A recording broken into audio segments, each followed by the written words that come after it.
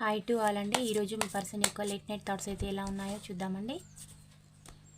వారు మీ గురించి ఆలోచిస్తూ ఉన్నారండి. ఏం డెసిషన్ తీసుకుంటే బాగుండేది అని ఆలోచిస్తూ ఉన్నారు. చాలా కష్టపడుతూ ఉన్నారు. అసలు వారికి అర్థం కావడం లేదు సిచ్యువేషన్స్ అన్ని ఎలా చేంజ్ చేయాలనేసి. మీతోటి మీ లైఫ్లోకి రావాలి, రీయూనియన్ కావాలి అని ఆ వ్యక్తి అయితే అనుకుంటూ ఉన్నారు. ప్రస్తుతం మీకు ఎంత బాధ అయితే మిగిల్చారో ఆ పర్సన్ కూడా బాధతోటి జీవితంలో ముందుకు వెళ్ళడం అయితే జరిగింది. మీకు ఏది ఇచ్చారో వారికి అదే తిరిగి అయితే వచ్చింది.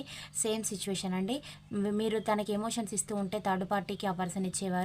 బట్ ఇప్పుడు అలాంటి సిచ్యువేషన్ ఆ వ్యక్తికి కూడా ఎదురుకోవడం అయితే జరిగింది. థర్డ్ పార్టీ దగ్గర అన్ని బెగ్ చేసుకోవాల్సిన పరిస్థితి తనకైతే ఏర్పడడం అయితే జరిగింది. ఈ సిచ్యువేషన్ ఎలా ఎండ్ కావాలి అని దేవుడినైతే మొక్కుకుంటూ ఉన్నారు. కర్మ ఎవరిని కూడా ఊరికే వదిలిపెట్టదండి.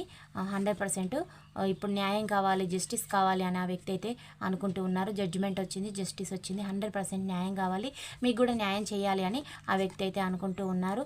రీయూనియన్ కావాలని అయితే 100% అయితే అనుకుంటూ ఉన్నారండి. ఈ పాయింట్స్ రెజినేట్ అయిన వాళ్ళే రిసీవ్ అయితే చేసుకోండి. పాజిటివిటీని క్లైమ్ చేసుకోండి. ఛానల్ని లైక్ చేయడం, సబ్స్క్రైబ్ చేయడం అయితే మర్చిపోవద్దు. Thank you for watch. Next వీడియోలో కలుసుకుందాం. బాయ్, సీ యూ అండి.